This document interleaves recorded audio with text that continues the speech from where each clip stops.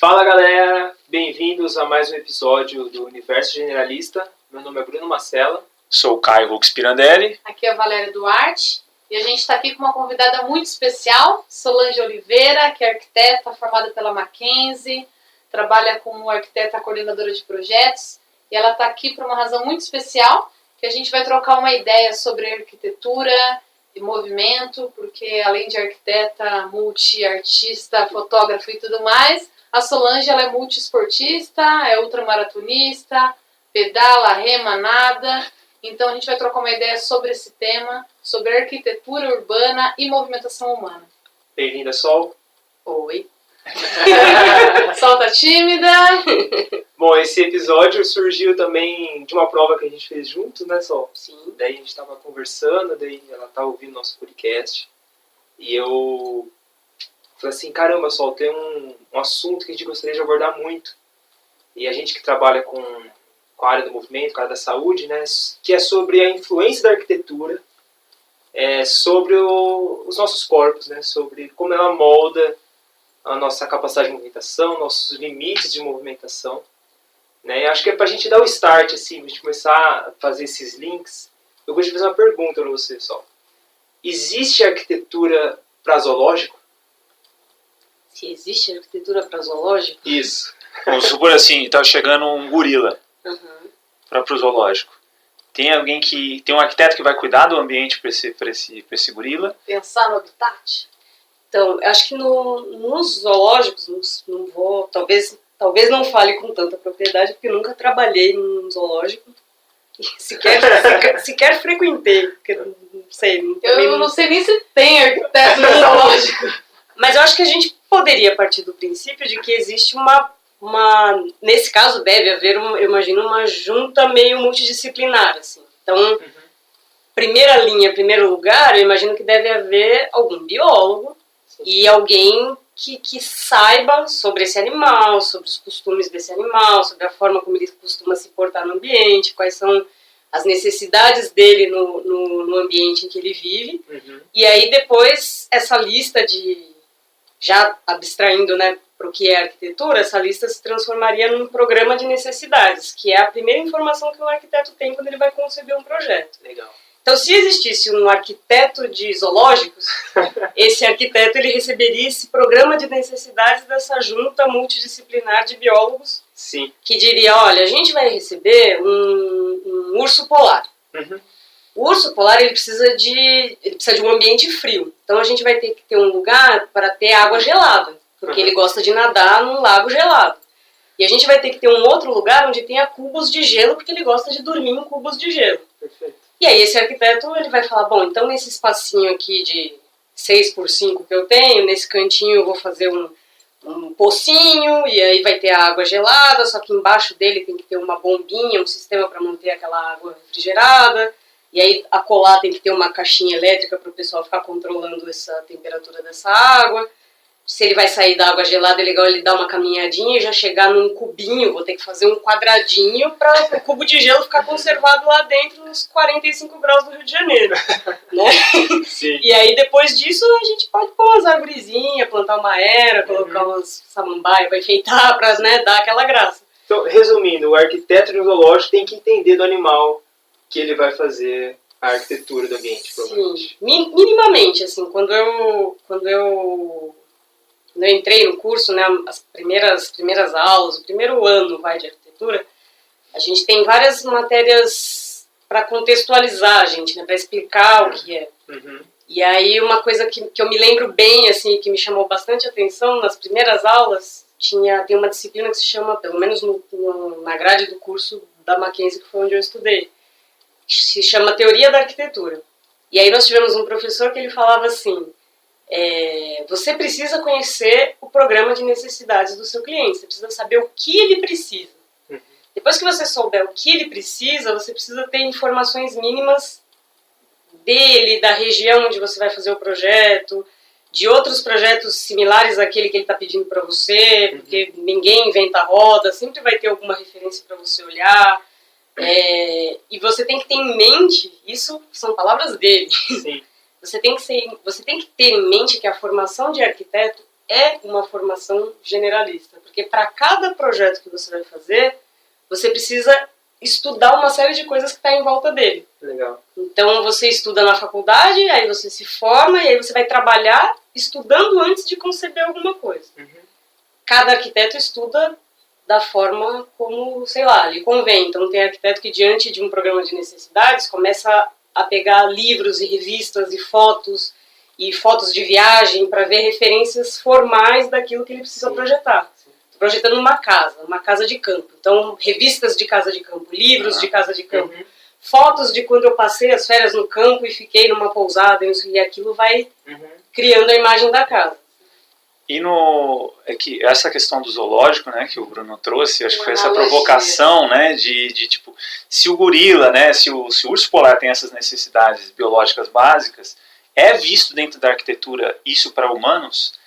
O Homo sapiens é colocado nesse jogo da arquitetura? A necessidade que o seu professor falou, talvez, não sei se você teve, isso é uma curiosidade nossa, se teve uma influência ou um entendimento dessa necessidade da saúde humana na construção da arquitetura, de um projeto de arquitetura para o cliente. Assim. É levado em consideração levado um desses critérios, por exemplo, de necessidade de movimentação, Você de teve sociabilidade. alguma matéria nesse sentido de formação?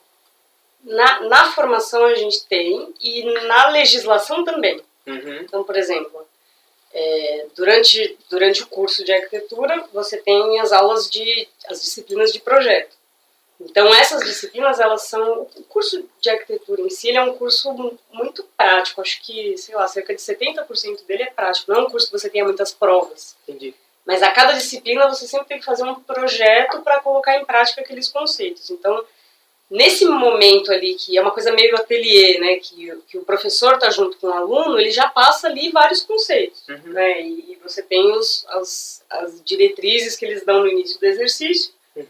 Ao invés de ser um exercício, um cálculo, né, se fosse matemática, ou, sei lá, um artigo, se fosse direito, não, um exercício de projeto. O problema, o arquiteto, ele resolve problemas, né? Sim. Então, o problema que nós temos que resolver é projetar uma casa de campo. O problema que nós temos que resolver é projetar um prédio para 150 pessoas. E aí, a partir desse problema, um prédio para 150 pessoas, a gente vai resolver. Essas 100 pessoas vão morar em 10 andares, em 35 andares. Em cada andar desse prédio vão ter 3 apartamentos, vai ter um apartamento.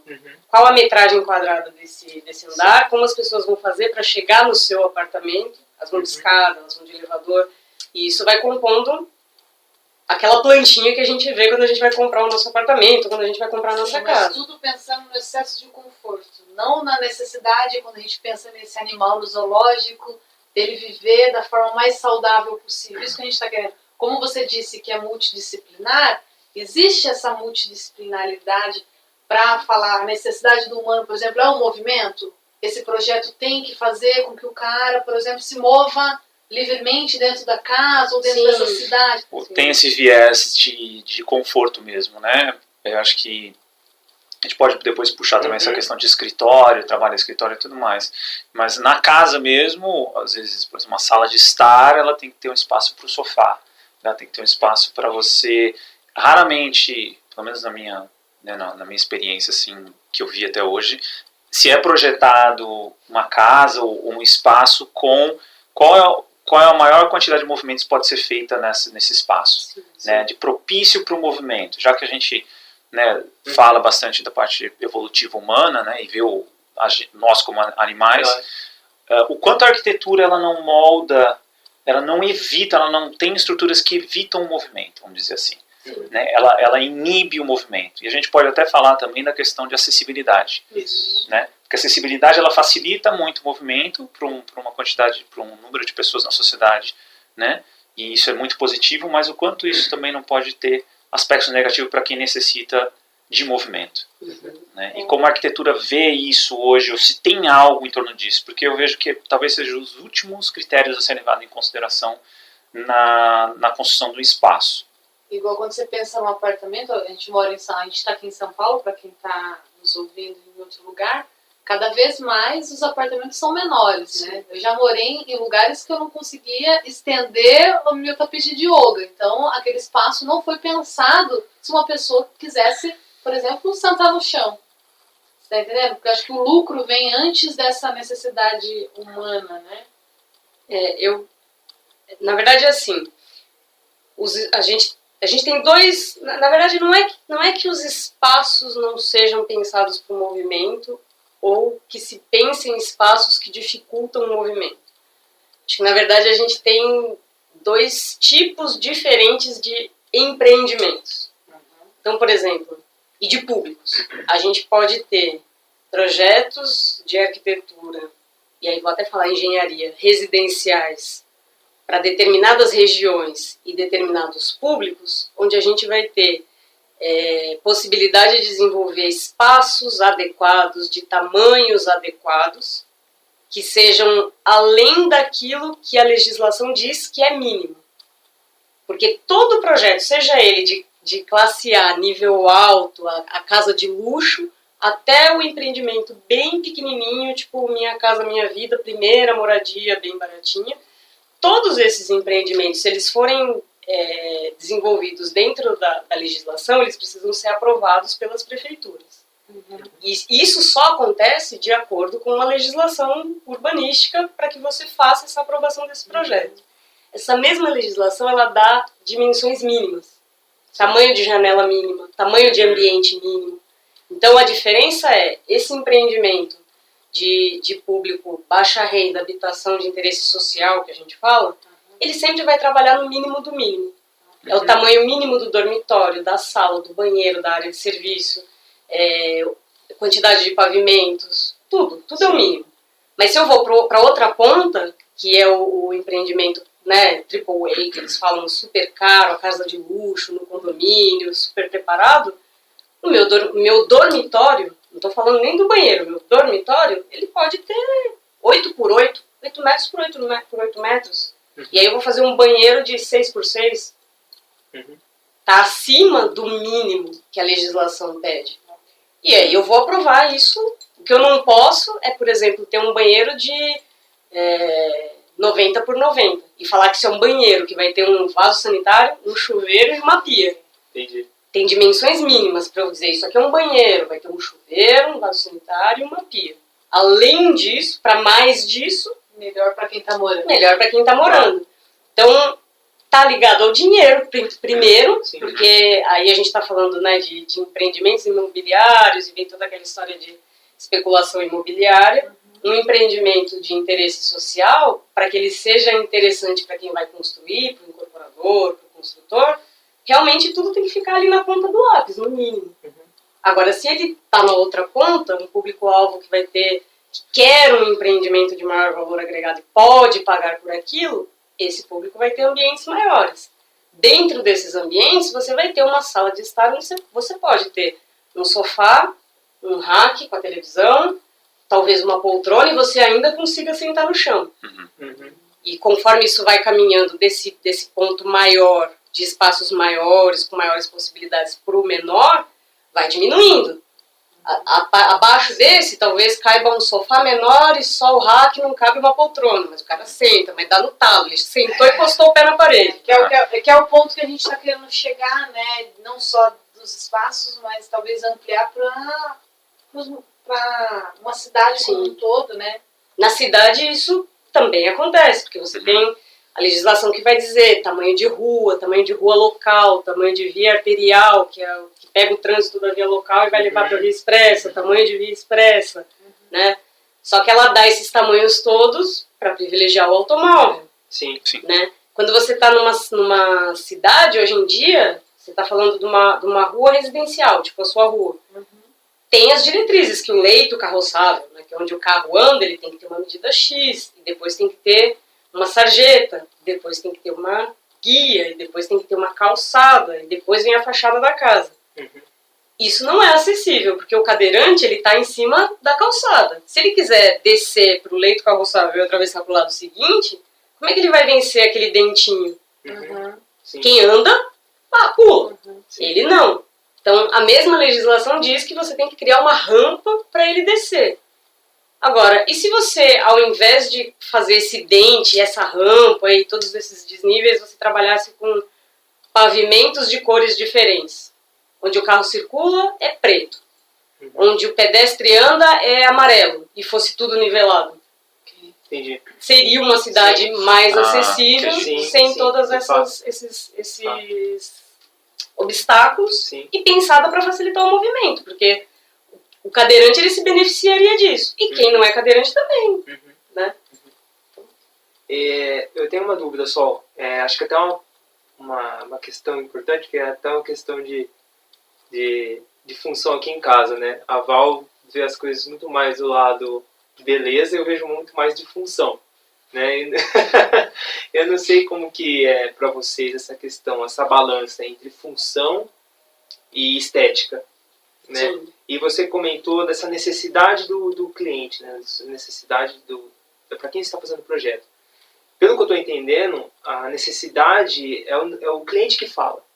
Sim. Né? Então, muito do que, por exemplo, sei lá, se eu fosse fazer um projeto na nossa casa, a gente não tem a nossa casa própria ainda, eu gostaria, sei lá, de ter uma corda no meio da sala. Sim. Né? Então, isso, até onde que, por exemplo, é um consenso geral já dos arquitetos fazer tais coisas, por ter um sofá, ter uma rack, ter objetos nas casas, meio que é tradicional, e como você acha que isso pode, sei lá, virar um padrão em que a necessidade de movimento seja maior do que a decoração?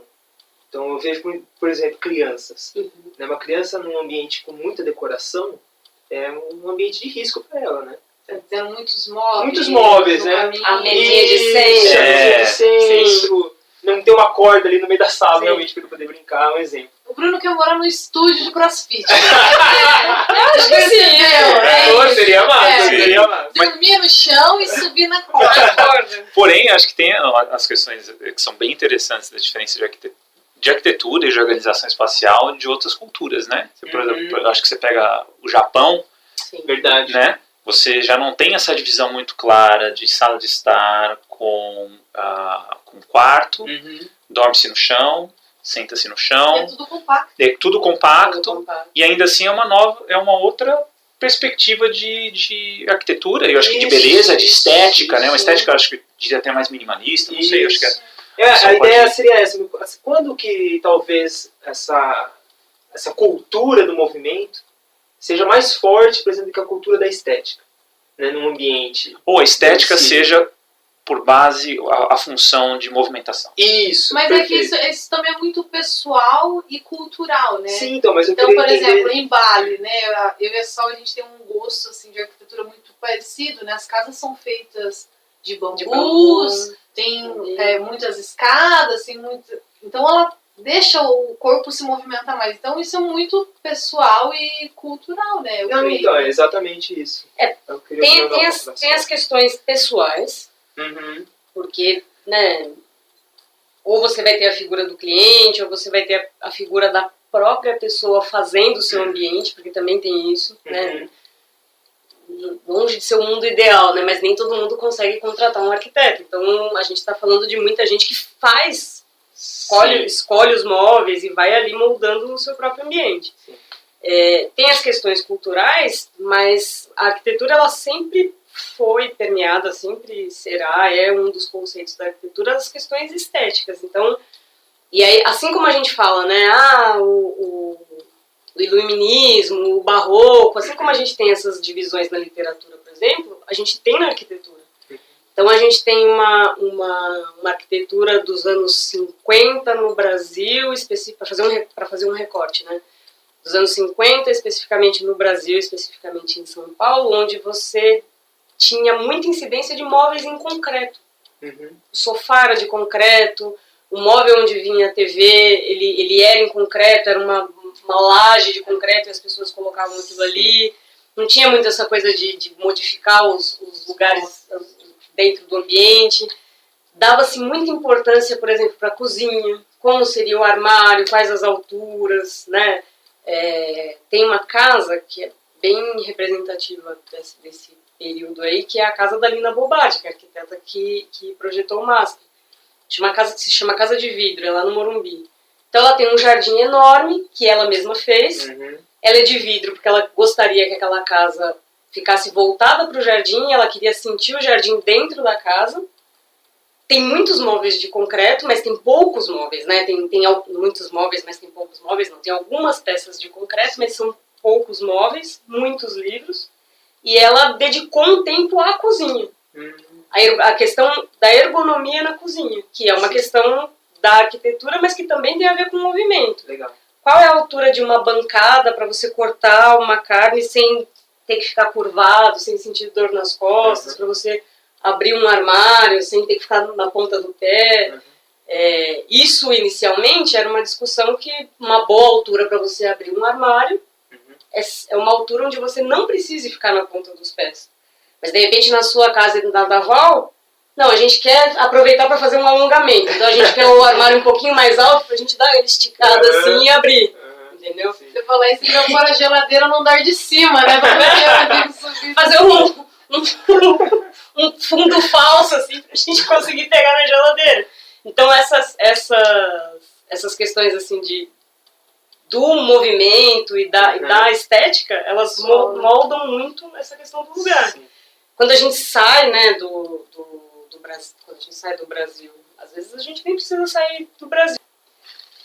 Na região amazônica, a gente tem as casas que precisam ficar elevadas do solo, que são as palafitas, porque o rio está passando ali do lado, mas vai chegar uma hora que a cheia vem e essa água pode entrar na sua casa. A quantidade de móveis também é pequena, porque você pode perder os móveis, então tem ali o mínimo necessário. Algumas casas ainda têm prateleiras assim por cima, porque percebendo que a cheia vem chegando, eles guardam as coisas ali naquela prateleira. Uma porta que você consiga na cheia, né, vir com o seu barquinho lá remando e entrar dentro de casa pela porta com o seu barquinho. No sul tem as casas de madeira, que também a madeira não encosta no chão. Dentro das escolas estéticas que a gente já teve, né, assim como a gente fala das escolas da literatura, a gente teve também épocas de escolas estéticas na arquitetura. Uma delas, que é a do modernismo, tinha uma discussão muito forte entre forma e função. Então você teve antes do modernismo algumas escolas, o barroco, enfim, que você tinha muitos ornamentos, você tinha muitos elementos construtivos. E aí, em determinado momento, se começou a questionar: mas eu preciso mesmo disso? Se isso não é um pilar, se isso não vai sustentar esse frontão, por que eu preciso disso daqui? Por que eu não posso pura e simplesmente ter uma parede e uma porta?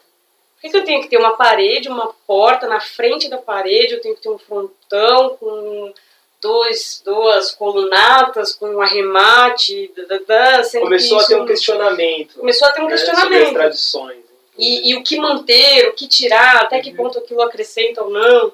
E aí houve mesmo esse embate, né? Forma pela função. Se eu preciso se eu preciso subir para algum lugar, eu preciso ter uma escada e ela precisa ter essa forma de subir. Sim. Se eu vou andar num plano, isso vai ter a forma de andar num plano. Esse plano pode ser inclinado porque eu preciso subir. Por que uma porta precisa ter uma peça chamada maçaneta ou puxador? Porque essa função de abrir a porta está nessa maçaneta ou nesse puxador. Né? E aí chegaram-se nessas discussões, e a arquitetura moderna, como a gente concebe hoje, ela é uma coisa que ela tem um pouco de tudo. Sim. É mais livre.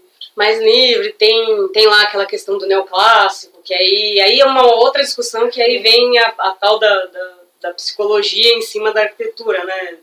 Até que ponto o cara compra um apartamento X que se diz neoclássico, sendo que o neoclássico nem existe, mas aquilo é uma materialização de que ele é rico. Porque as pessoas que têm uma determinada classe social e estão numa determinada casta moram em empreendimentos daquele jeito. Então teve um momento em São Paulo, por exemplo, que a gente teve um boom de empreendimentos imobiliários neoclássicos. O neoclássico tenta mostrar assim pra gente o que é um neoclássico. Neoclássico era aquele... Todo mundo vai lembrar dessa época, de quando a gente teve o boom imobiliário no Brasil, que aí em todos os semáforos de São Paulo você tinha alguém distribuindo um panfletinho de um lançamento, e aí vinha lá, Condomínio Clube. E aí é o apartamento que tem serviços, piscina, e aí quando você olha na varanda tem a tal da colunata, o frontão, o portão parecendo o portão de um castelo. Ok. Isso é uma maneira de você...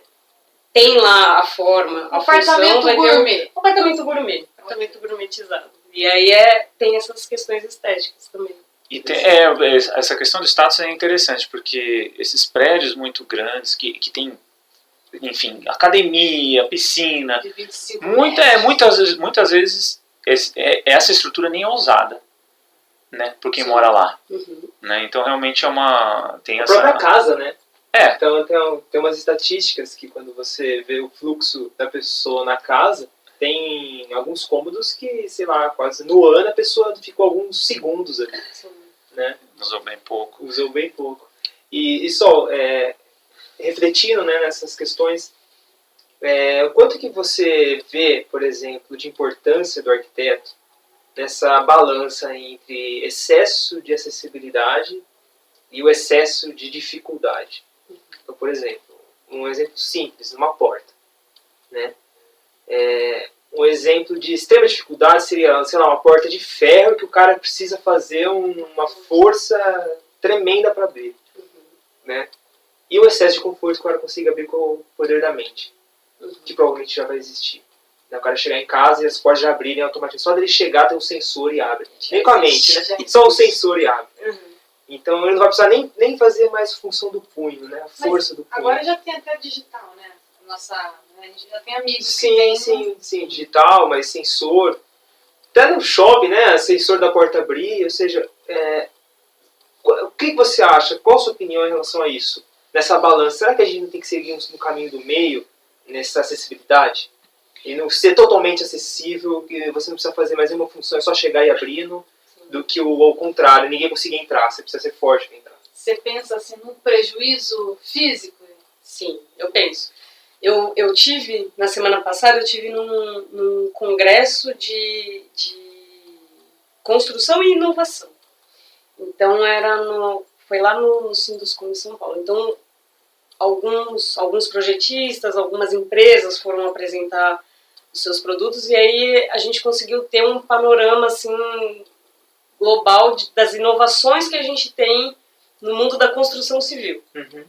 Então teve o pessoal dos elevadores, o pessoal do ar-condicionado, que é uma coisa que a gente tem nas grandes cidades, né? A casa antiga, sei lá, a casa ancestral, ela era refrigerada de uma outra forma. Era outra casa. A nossa casa hoje, ela tem vidro, ela tem madeira, ela tem um monte de coisa que libera calor por irradiação, então a gente precisa do ar-condicionado, que a gente já não consegue refrigerar da forma que refrigerava antes, por decisões de projeto, por estética, são consequências que a gente já sofre. E aí, no final desse congresso todo, eu vi que a gente já vive esse momento de muita coisa automatizada. Outras tantas coisas que já são automatizadas estão caminhando para um nível de refinamento dessa automação muito maior. Por exemplo, os elevadores se uniram com os controles de acesso. Então hoje você tem uma empresa que fabrica um elevador que você vai ter um QR Code no seu celular e no controle de acesso você não precisa passar o celular, não é um crachá que você passa no bloqueio. Seu celular está na bolsa, mas você passou pelo bloqueio, ele já leu e já entendeu que você é o Bruno, que mora no 10º andar, então a catraca se abre, o portão se abre, você não tem obstáculos, você vai andando, o elevador já está no térreo te esperando, você não precisa apertar o botão do 10º andar, ele te leva até o 10º andar, abre a porta e quando você chega no seu apartamento 42 lá no 10º andar, a porta se abre. Então você não pegou nem a bolsa para pegar o seu crachá, nem pegar a sua chave. E eu acho que até para quem está ouvindo pela primeira vez, né, o podcast, a gente trazer as consequências disso, Exato, né? exato. Quais são as consequências da gente não dar função pro corpo? E foi o que eu fiquei me pegando depois disso. Porque eu fiquei imaginando, poxa, se você passa por uma catraca e chega dentro da sua casa, sem tirar a mão do bolso, porque eu fiquei me imaginando, enquanto ele ia falando e ele falava aquilo, porque, pô, ele trabalha com aquilo, né? Então, os olhos brilhavam e eu olhava em volta, todo mundo com os olhos brilhando, mas ninguém tinha a referência que eu tinha, né? E eu fiz um filminho na minha cabeça, o cara com a mão no bolso, entra dentro de casa. Só que dentro da casa dele, ele tem outras tantas facilidades. Exato. Então, se ele tiver um que pede lá alguma coisa dentro da casa dele, que ele possa que hoje também já existe, que ele possa chegar e dizer banho, Com certeza. Sim. banho a 10 graus, Uhum. a única força que esse cara vai ter que fazer é de tirar a roupa. E olha lá. Talvez, não sei. Pode ser que amanhã Eventualmente ele nem precise. Então, como fica um corpo que não abre portas, que não abaixa para pegar alguma coisa que cai, que não abre uma geladeira, que não levanta e caminha até a TV, muda de canal, volta, senta, vê que não era aquele programa, levanta de novo, caminha, muda de canal e volta. Exato. Sim. Sei lá, fiquei pensando nisso, né? É, porque é uma reflexão, se eu for pensar, no futuro, a gente vai ter uma grande parte da população idosa. Sim. Então, a maior das acessibilidades que a gente constrói é pensando no idoso. Sim. Né? E se a gente pensar no idoso ativo, e é isso eu acho que o Caio pode trazer como autoridade, pela experiência dele. E um idoso dependente tem total relação com o histórico que ele teve na sua vida. Sim. Então, você imagine hoje, vamos pensar agora, daqui a 50 anos, a gente tem um empresário, né, de 20 e poucos anos, em que ele não, dentro de 10 anos, ele se dedicou basicamente ao trabalho, fez pouca atividade física, e nessa própria dedicação ao trabalho, à sua rotina diária, ele não precisou de obstáculos, né? O corpo dele não precisou de obstáculos, o corpo dele não precisou de se desviar de nada, não precisou enfrentar pisos irregulares, Sim. né? E isso ele vai levando, né? Quando ele chegar na fase da velhice, essas facilidades vão fazer sentido para ele. Né? Mas será que a gente não poderia começar ao contrário? Né? Uma conscientização da importância de movimentação, da importância da atividade física, em que a própria rotina de trabalho, a própria rotina de vida dessa pessoa faz com que ele se movimente. Né? Faz com que ele gere o corpo dele em desequilíbrios, que ele precise fazer desvios, Administrar. pegar alguma força, né? Eu acho assim, essas facilidades vai fazer cada vez mais que essas decisões de movimentação fiquem para o indivíduo. Né? Então, por exemplo, eu tenho um crachá que pode acionar dentro do meu bolso, mas eu vou optar por eu apertar o botão. Então, cada vez mais o indivíduo vai ter que se conscientizar que depende dele, né? Esse tipo de... Mas é uma força biológica muito forte. Não, sim, mas outra coisa que eu vou falar, que daí envolve mais a parte psicológica. Porque tudo isso que a Sol falou, de ter um apartamento, a gente tem amigos, né, que faz assim, a luz acende, Alexia, quantos graus está em Nova York? Daí, a gente viu isso, eu e o Bruno pessoalmente, mas isso envolve o quê? Uma parte relacionada a status. Então, eu temo que isso seja um caminho sem volta por causa disso. Porque isso determina posição social, isso determina coisas muito fortes, que o indivíduo vai falar, não, eu sei que é ruim eu ter todo esse conforto, mas para a sociedade... Mas isso é representativo de que eu sou bem-sucedido. Faz sentido para mim. Isso para mim é muito preocupante.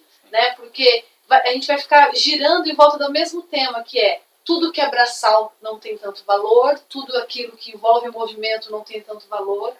Né? Isso para mim, às vezes a gente fica brincando aqui em casa e fala, não, isso é muito futurista. O Bruno, não, isso já está acontecendo. Porque eu acho que no fundo, eu não quero acreditar, né, que a gente vai chegar ao ponto de a gente não ter capacidade de coordenação fina por falta de uso.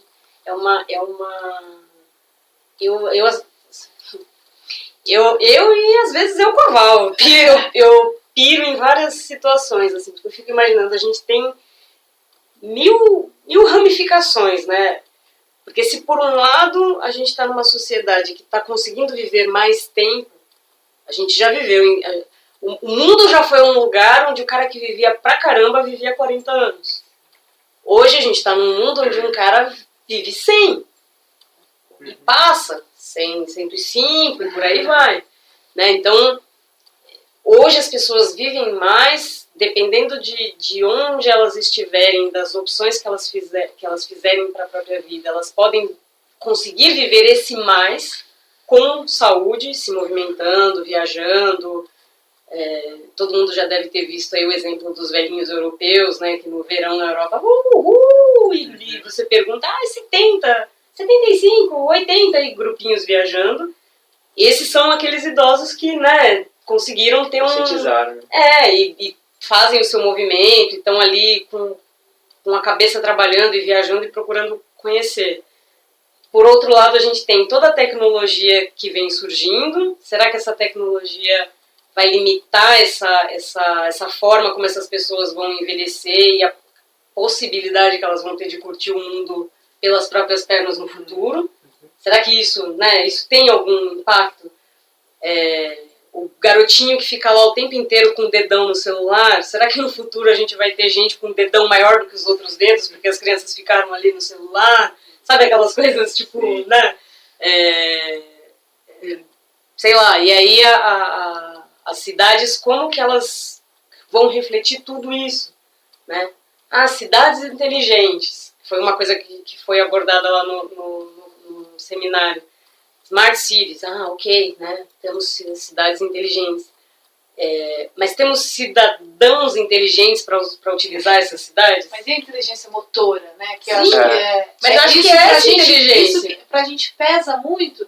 E eu acho que isso é um desafio para a arquitetura, né? Claro que eu não sou da área, mas olhando de fora, claro que você explicou sobre acessibilidade, essa arquitetura não está pensando no movimento como a gente gostaria. Você entendeu? Ou como a gente precisa, né? Vou A necessidade biológica nossa exato, de movimento não vou é levada dar em um consideração. exemplo. Isso. Vou dar um exemplo. Eu e o Bruno, toda vez que a gente chega no shopping ou em qualquer outro lugar que a gente vá e tem aquela vaga de idoso na frente da porta, o Bruno fala, isso aqui tá errado. O idoso tinha que estar lá atrás, porque ele precisa caminhar. Ele precisa... Você tá entendendo? Então, é uma outra forma de ver que talvez seja um desafio muito grande para uma sociedade que já está estabelecida num nível de conforto. Que olha, por exemplo, o exemplo que eu dei do idoso, como incapaz. Ele é incapaz de cruzar a porcaria do estacionamento inteiro carregando sua sacola. Então eu vou colocar uma vaga na frente. Você tá entendendo? Então eu acho que é um desafio muito grande para a arquitetura no nível que a gente gostaria que o ser humano se movimentasse. Mas será que também não é aquela coisa do... Volto na questão da cidade inteligente para o cidadão inteligente, né? Smart cities para smart citizens. Tá, eu sou um idoso e eu tenho limitações de movimento. Tantas que vai ser difícil para mim cruzar. Minha vaga tá lá na frente assegurada.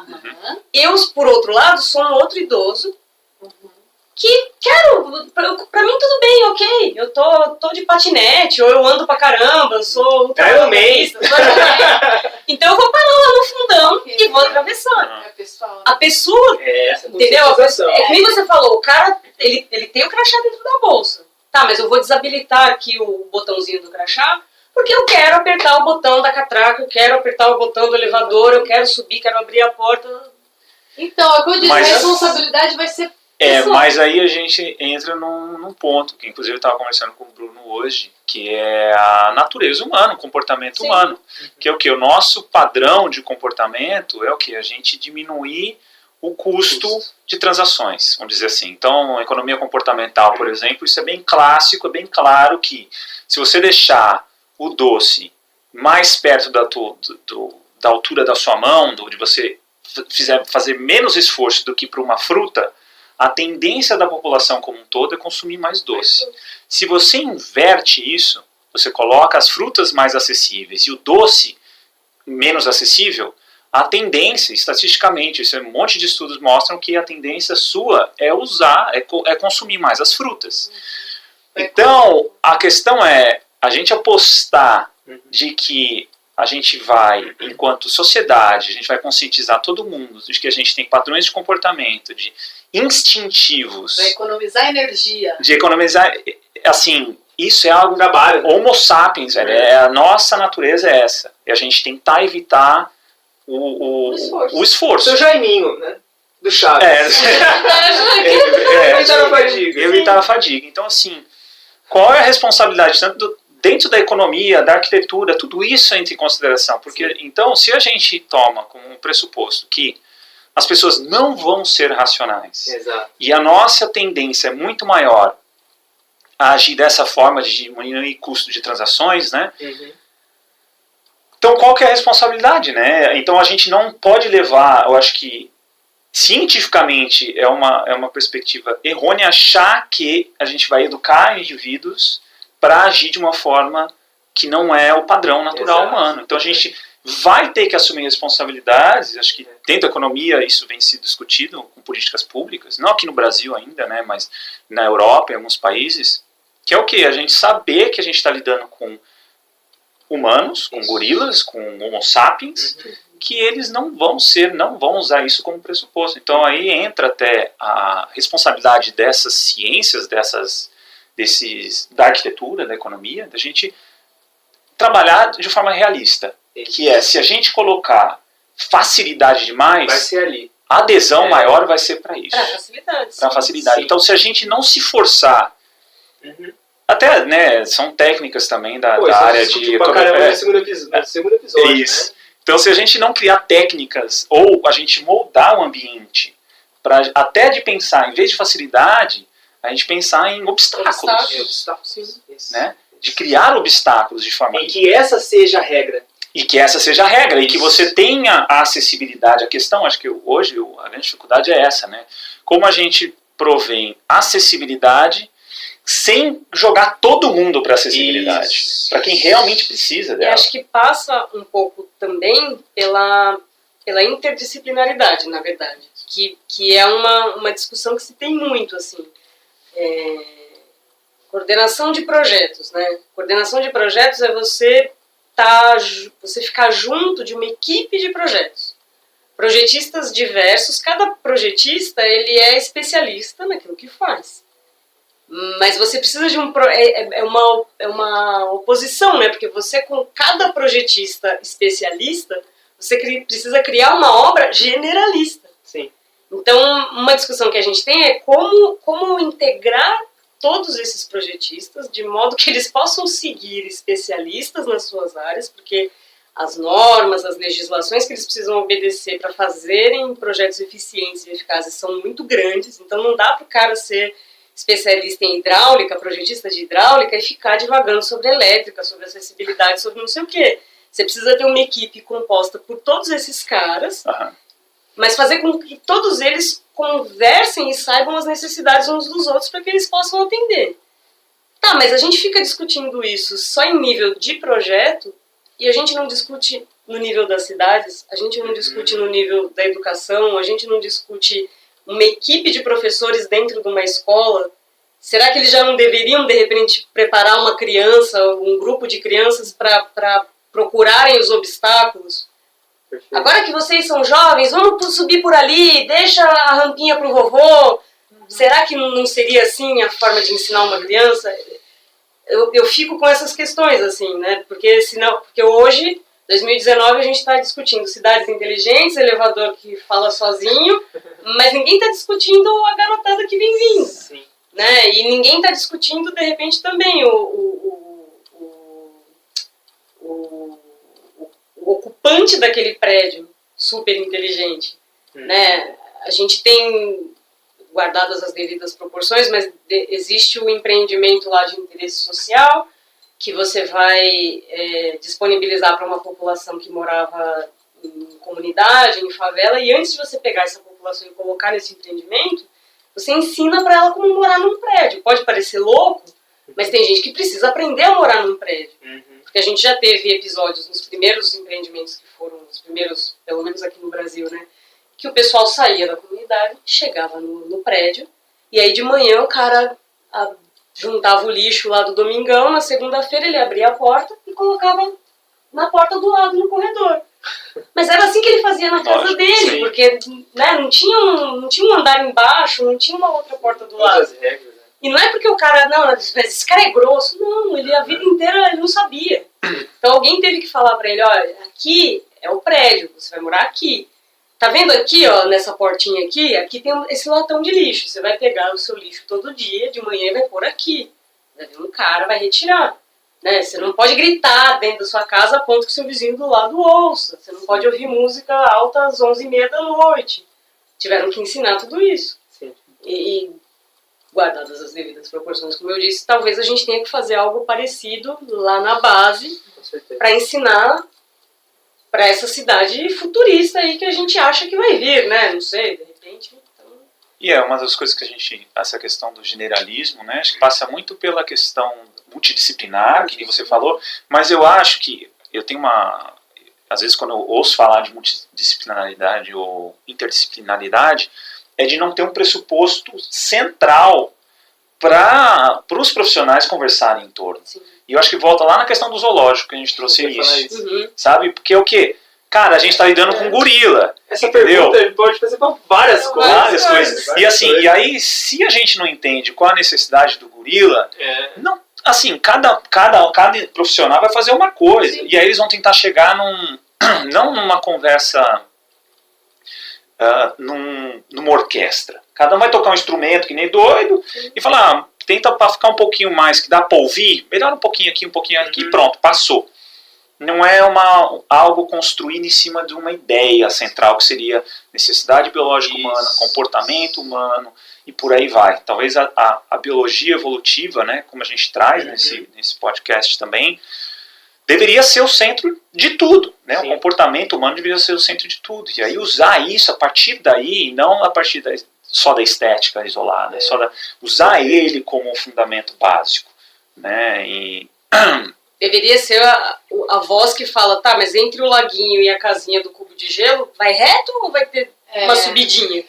Foi uma subidinha, porque eu entendo do gorila e ele vai gostar dessa subidinha. Ele precisa, né? Eu acho que o caminho que a Sol falou é isso, né? A educação para as pessoas entenderem que ela não está bem tendo muito conforto. Pelo contrário, aquilo é um prejuízo, né? Ela tem um elevador que ela não precisa nem apertar.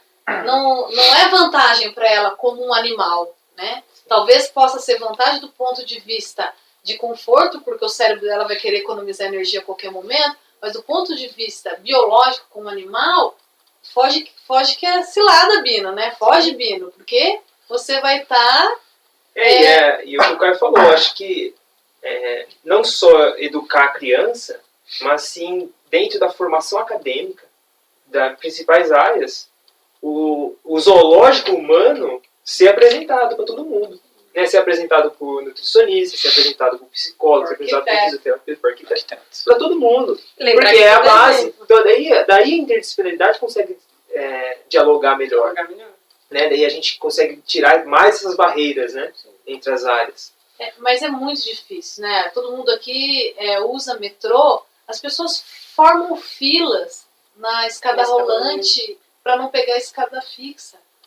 Tem que dificultar o acesso segundo a economia comportamental, você tem que dificultar o acesso à escada rolante. Mas eu tenho... Ou fazer a escada fixa que toque música. Porque todo mundo queria ir lá pra tocar musiquinha. Isso é uma intervenção legal. É uma intervenção interessante. É um feedback positivo. Isso. Não, mas vocês viram a intervenção que o metrô de São Paulo fez? Eu achei incrível. Lotou o metrô de placas, vai usar a escada rolante, daí no final da escada fixa, valeu, muito bom. Então, com uma linguagem muito jovem, falando assim, você tá pegando vaga no elevador, fala sério, né? Eu achei... Né? Pode ser coisa pequena. Exatamente. Com hashtags, né? Vai de escada. Então, eu acho isso muito legal e tem que começar a ser assim, educando de um jeito que as pessoas consigam entender, né? Eu ainda acredito, me converti numa pessoa otimista. E eu ainda acredito muito no poder do exemplo. E acho que o exemplo em todas as esferas, assim. Se você estiver perto de uma criança, tanto melhor, mas de repente você pode estar próximo de um amigo.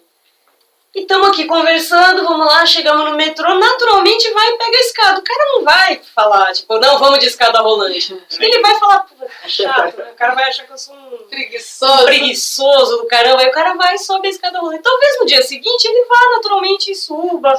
Ou dali pode surgiu um assunto e aí você fala, então, eu tenho feito isso, tenho pego escada rolante, não sei. Eu conheço algumas pessoas que dizem isso. Não, quando eu vou pro trabalho eu uso escada rolante. Não, eu uso a escada fixa. Mas na volta eu já tô cansada e tal, aí eu pego a escada rolante. Beleza! Um dia, a ida ele tava descansado, Sim. tinha acabado de acordar e tal. Não, vou fazer isso pra fazer um exercício. Você pode incentivar, pô, legal, bacana fazer isso e tal. E se você tá próximo de uma criança, ensinar que, né, vamos ali aproveitar o obstáculo, vamos transformar aquilo de uma forma lúdica. Porque senão também pode ficar muito naquela cilada de você achar que cabe a alguém mudar, alguém no sentido de ser o poder público, né, de impedir que se use a escada, de criar a rampa para o acesso do deficiente. Tirar a decisão de você. Tira a decisão de você, mas ensine alguém, né? Ensine o próximo que ele pode tomar uma decisão que seja, né, que aquilo não vai ser sofrido. Tipo, pode ser bacana. Mas eu ainda acho que falta informação. Igual, por exemplo, essa ação que eu citei do metrô aqui de São Paulo, muito legal. Mas faltou aquilo. Por que você tem que ir de escada? Sim. Né? Incentiva, mas ao mesmo tempo resolve o problema ali. Mas acho que poderia, né? Levar pra TVzinha do metrô e criar uns assim, o seu dropzinhos, corpo né? evoluiu para o movimento. Parabéns, você contribuiu para estar mais perto da sua natureza. Sim. Acho que são várias intervenções, né? Eu acho que algumas... esse da pressão social é uma, mas também o físico estrutural, ela tem essa questão do custo da intervenção. Sim. Né? Então, tem intervenções, isso da economia comportamental, principalmente ligada inclusive, eu prometi que eu ia estudar isso nos podcasts, eu estudei. É que existem custos. Né? Então, você botar hashtag, colar adesivo em todos os lugares, alguém tem que pagar. Então, tem custos também de intervenções. A construção já ser a própria facilidade. Exatamente. Então, tem esses tipos de intervenção, logicamente que no setor público, quanto menor o custo, melhor. Então, às vezes, uma barreira é muito mais barato do que você precisar criar. Então você precisa de uma campanha. Então você tem que ter publicidade. O metrô tem os bloqueios, né? Então uma bela hora você chega lá, tem um bloqueio. Que faz você caminhar um pouquinho mais para dar curva. Exato. Mas não gastou dinheiro, exato, é um cone. O cone tá de graça. Exato, é muito engraçado. As intervenções são exatamente essas. E são muito mais físicas. É isso. O que custou? Um dos funcionários botar um cone com uma faixa. Acabou. Aqui não pode passar. Acabou. Mais. Em vez de você contratar, Então, assim, são coisas que a gente precisa pensar, mas eu acho que o pano de fundo... Eu vou até citar uma coisa engraçada que eu passei essa semana. Eu estava até falando com o Bruno até. Essa coisa de escritório, né? Economia de escritório. Que eu ia chegar nisso. Fisioterapeuta legal, pode até falar disso, assim, né? Mas o que aconteceu comigo essa semana...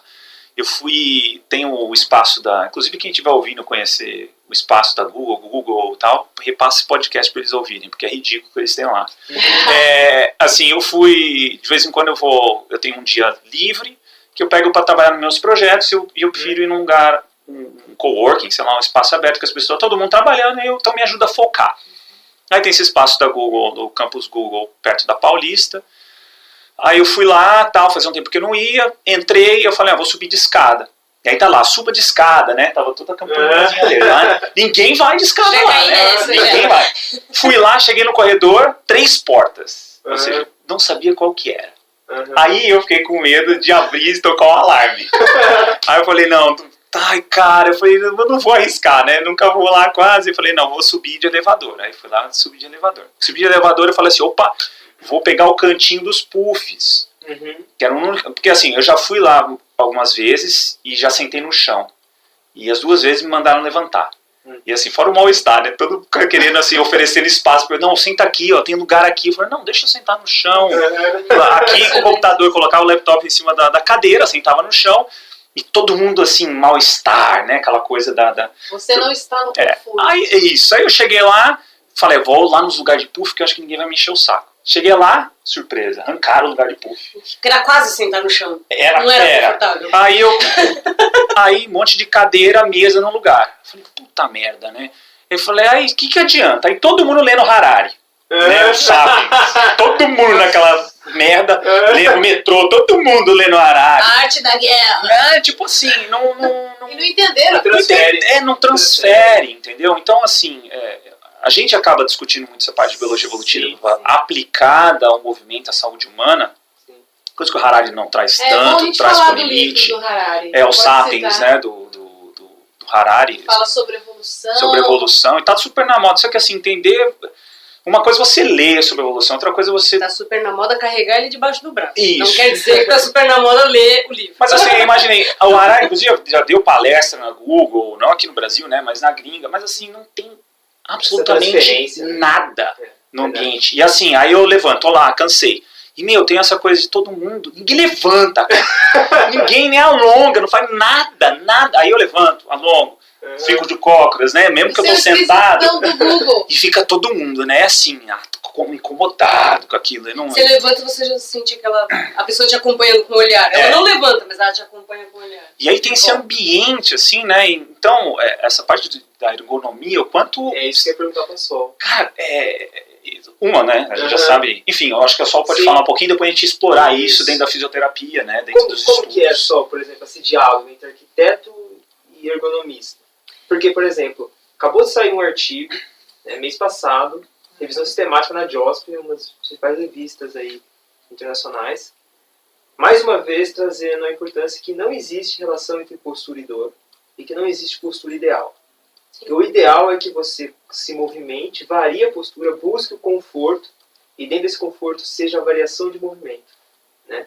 Então, ainda de volta para aquele custo, né?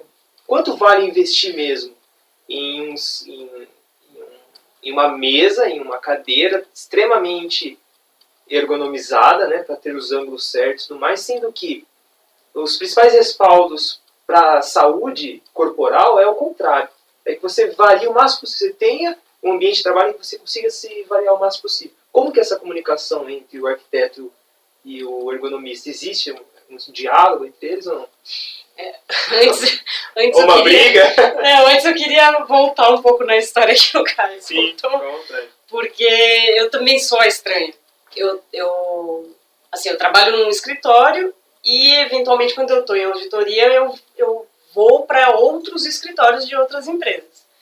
E tem a obra. Então, quando você chega no escritório, um escritório de obra, geralmente é um lugar um pouco improvisado. Então, você tem ali uma mesa grande para consultar os projetos, tudo. E eu tenho por costume chegar no escritório. Na obra você anda muito, né? Você sobe, desce, precisa ver tudo aquilo que está sendo executado na obra. Mas na hora que você vai ver os projetos, os documentos da obra, eu tenho por costume pegar essa mesa de leitura de projeto e eu fico em pé vendo os documentos da obra. E é uma chuva de pessoas me empurrando cadeiras, senta aqui, vem aqui pra mesa. E eu, não, tô bem, obrigada. Você fica, né? Daí chega uma hora que você fica constrangida e você fala, tá bom, vai, nessa última meia hora eu vou ficar sentada aqui na mesa. Você fica lá meia hora na mesa e no final todo mundo sai satisfeito. E quando eu tô no escritório da construtora, eu tenho a minha mesa, com o meu micro, aquela coisa clássica ali, e tem uma sala de reunião e tem uma outra mesa do outro lado da minha estação de trabalho que fica desocupada. E eu tenho esse costume, quando eu preciso analisar um projeto, às vezes eu pego, levanto, vou até a sala de reunião. Aí eu fico em pé na mesa de reunião, olhando o projeto. Sim. Aí eu fico um tempo ali, dali eu saio, aí eu vou na outra mesa que está desocupada, aí eu vejo o projeto ali sentado, depois eu volto, levanto, vou... E as pessoas falam, né? Poxa, a Solange é a pessoa que mais anda dentro desse escritório. Porque isso incomoda as pessoas, né? Porque elas ficam sentadas fazendo as suas atividades ali, naquela mesma cadeira. E eu levanto, eu só não sento no chão, porque eu acho que aí vai ser bem difícil. Mas o meu na cara, né, galera? Aí vai gerar muito mal-estar. Mas o meu sonho é pegar uma planta, uma folhona zero, jogar no chão e ficar lá assim, né? Sim. Meu sonho é fazer isso. Chão, galera. Um dia eu ainda vou fazer isso. E eu vou pedir pra alguém tirar uma foto e eu mando pra vocês. Agora, voltando pra questão ergonômica, a ergonomia ela é levada em consideração, né? O problema é a forma como ela é levada em consideração. Existem alguns manuais de ergonomia, né? O mais famoso deles, que os arquitetos costumam usar, é um livro bem bacana, um livro grosso, assim, que se chama Neuffer, mas é um livro europeu. todas as relações de ergonomia ali são feitas para pessoas europeias. Então, uma relação de altura de mesa com cadeira no Neuffer não se aplica, por exemplo, a mim. Alô, ouvintes, eu tenho 1,50 m. Entendeu? Não se aplica. Então, a minha mesa em casa, eu projetei da altura que eu quis. Porque o Neuffer, para mim, não serve.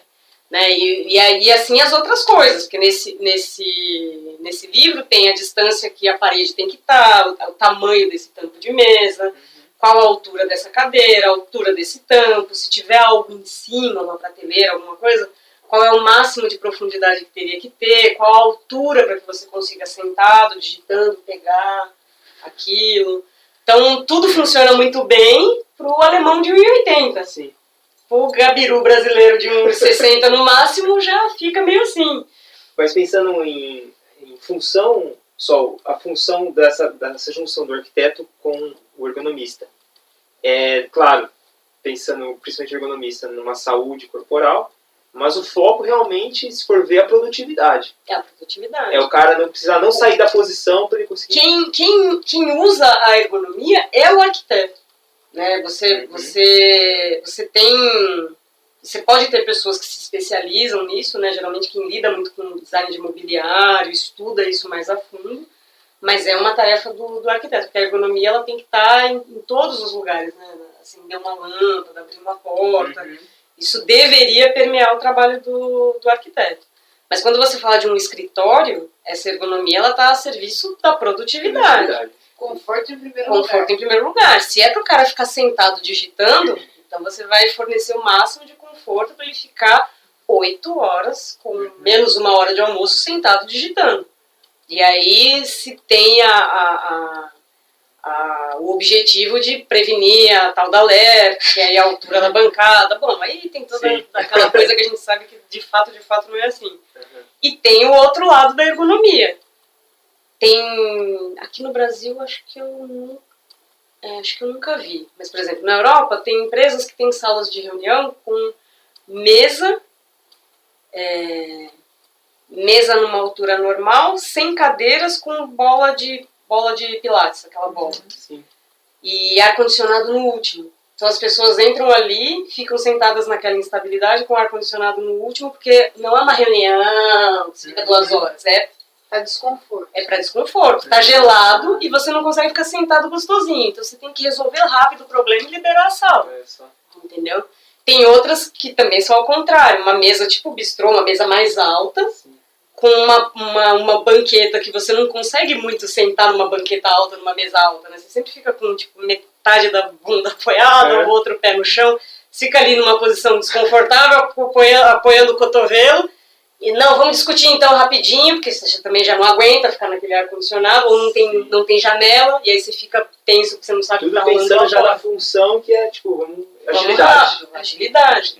Então são os dois lados. Né? Então, ou você faz o cara ficar ali, trabalhando para você 8 horas confortável, ou você desestimula ele a ficar preso ali, dando um migué naquela sala de reunião, porque tá desconfortável. Mas mas essa preocupação não é para ficar desconfortável porque tá pensando no corpo dele como um ser biológico. É porque tá pensando na produtividade, no lucro.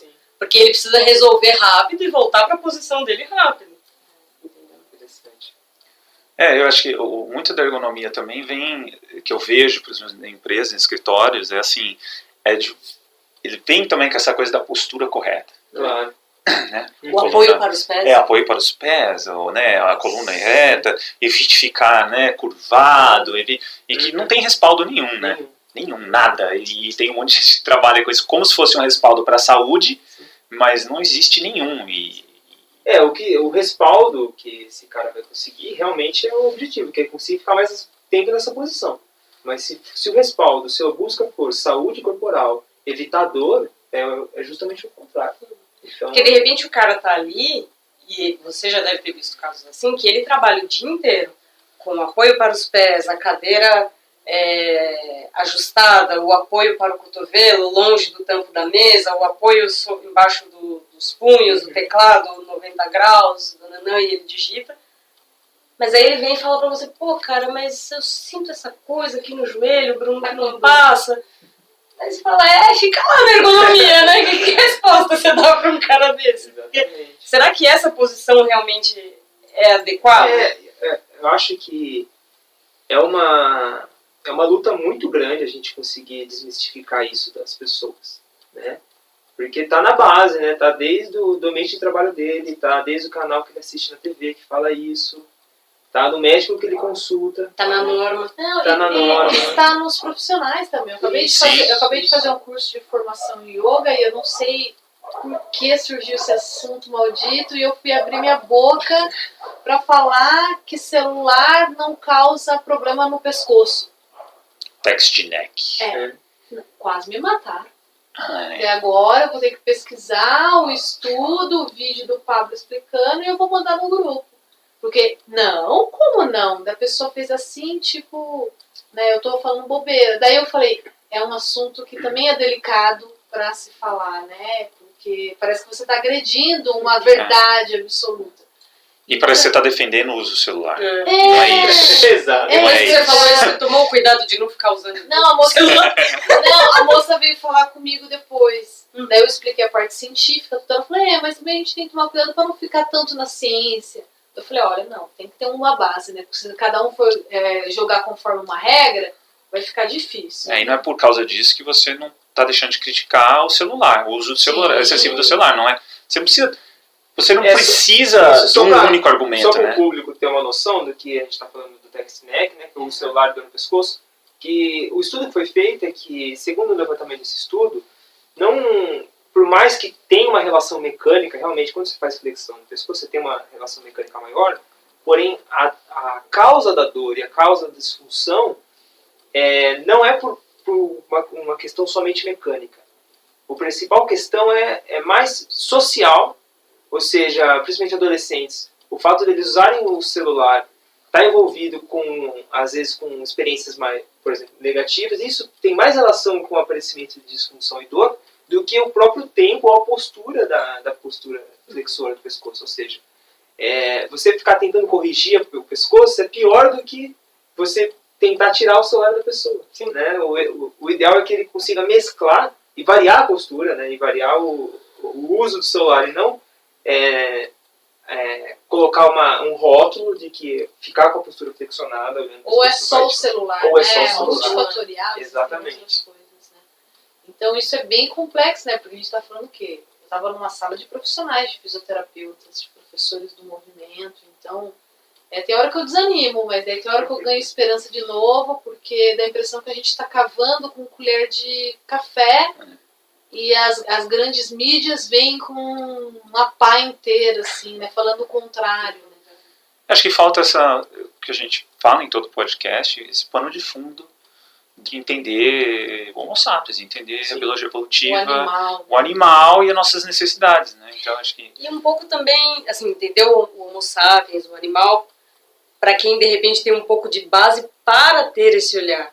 Uhum. Para quem não tem, só levantar um pouco a cabeça, sabe assim? Você não tá nadando? Uhum. Olha do Faz lado. assim, olha do lado, sai com um pouco a cabeça do buraco, porque tem gente em volta, entendeu? Às vezes isso dá um... Os caras que viram o Caio se alongando no Google, poderia falar, pô, tem um maluco que vem aqui e fica dando umas lutas no ar. Eu certeza que ele fica lutando. Não é tanto. Ele fica lutando. Ele é vira moda, pô. Entendeu? Então, brincadeiras à parte, mas poder se espelhar, né? Falar, olha, aquele cara trabalhou um pouco, levantou. Vou tentar fazer, né? Sim, acho que a gente não pode se inibir pelo ambiente, né? Acho que a gente tem que influenciar, né? Assim como a gente faz, aqui a gente está sentado no chão gravando, né?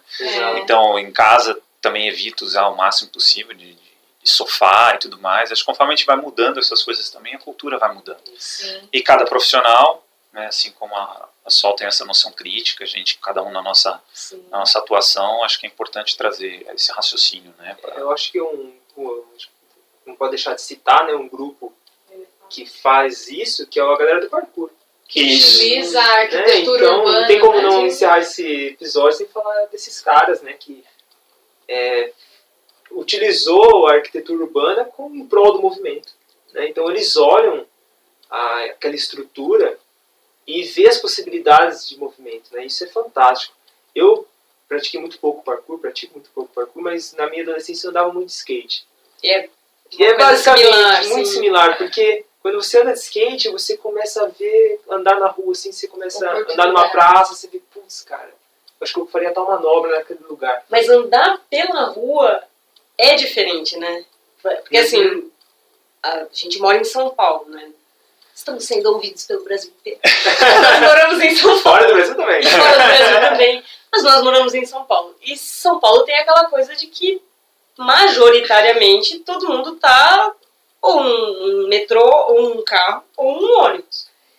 O número de pessoas que fazem um trajeto inteiro a pé, ou que optam por parar o carro no estacionamento mais longe do ponto onde trabalham, ou que descem 3 pontos antes para caminhar até o trabalho, é pequeno, né, perto daquilo que poderia ser. Mas quando você usa essa ferramenta, você também cria uma relação diferente, né? Agora eu não tenho mais a disponibilidade de horário que eu tinha, eu tenho que me dirigir até o escritório todos os dias. Às terças-feiras eu não posso usar meu carro o tempo inteiro, porque a gente tem o rodízio aqui em São Paulo, mas tem o treino no Ibira. Eu deixo o carro no estacionamento, já tá pago, tá tudo certo, e às vezes eu vou correndo até o Ibira, que era um trajeto que eu fazia sempre de carro, né? Segunda-feira eu faço de carro, quarta, quinta e por aí vai. Mas fazer isso às terças-feiras me deu um outro olhar desse trajeto, da Vila Olímpia até o Ibirapuera. Como são as calçadas, o que tem, para que lado é a curva, árvore.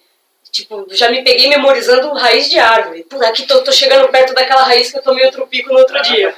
Entendeu? Legal. Então é uma outra leitura, Sim. como você deveria fazer quando você estava andando de skate. E é muito louco, porque eu acho que de tudo que se envolve de movimentação natural e tudo mais, a galera do parkour está muito mais próximo do que isso. Né? Porque o que eles observam? Deslocamento o mais eficiente possível. Né? Então, a nossa espécie é generalista por conta disso, porque ela consegue se movimentar de forma eficiente em vários terrenos. Né? Então, a gente não tem um ambiente natural para estar correndo, para estar se deslocando, mas o que a galera do parkour faz é um tapa na cara. Né? Fala assim, olha, a gente consegue fazer uma gama de movimentação com uma mureta. Só uma muretinha. Usando um obstáculo como facilidade, Com né? facilidade, exatamente. Buscar facilidade nesses ambientes mais desafiadores, né? Desafiadores. E melhorar eles eles. mostram que mesmo a arquitetura da cidade não esteja tão pensada para o movimento, é possível, mas vai exigir um esforço maior. Sim. E esse esforço maior vai trazer benefício, porque vai de encontro com a nossa natureza E os biológica. torna atletas, porque são atletas de parkour. Estão aproveitando os obstáculos e se tornaram atletas por conta disso.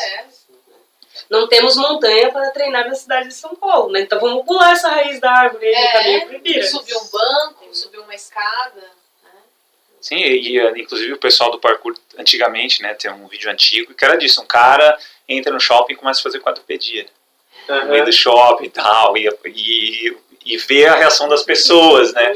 Inclusive, assim, é comum, eu tô esperando o metrô, o trem, às vezes, então eu fico fico alongando, fazendo asanas de yoga, sei lá, estou sempre me movimentando. E eu acho que esse tipo de coisa é interessante, né, para mostrar para as pessoas que tem uma outra forma de estar esperando, de estar fazendo, de estar se comportando em outros ambientes e que tem benefícios para quem está fazendo. Né? Total. E se a gente começar a resgatar algumas coisas que a gente já falou e agir o contrário disso, é uma incompatibilidade biológica. Né? Você ficar sentado 12 horas é uma incompatibilidade biológica. Talvez o esquisitão do Caio se movimentando durante um dia de trabalho é mais próximo do que uma pessoa da nossa biologia, do que uma pessoa que está vivendo no conforto do bater palma e acender a luz, né? Então, eu acho que a gente pode usufruir a cidade com outro olhar. Né? Talvez a gente não consiga, ninguém dê mastigado pra gente. A gente tem que ter um esforço um pouco maior, né, para ver essa possibilidade de movimento. E pensar que, assim, a arquitetura, assim como o movimento, de uma certa forma, ela sempre permeou ali as sociedades desde o início. Então, os primeiros movimentos muito provavelmente foram para caçar o jantar, Mas em algum momento esse movimento foi no sentido de buscar uma folha, uma árvore, uma caverna, porque choveu. Ou porque estava muito quente, o sol estava muito alto e eu não queria tomar aquele sol. Né? Então, essa necessidade de se abrigar foi se modificando com o tempo e se tornou a arquitetura que a gente consegue hoje.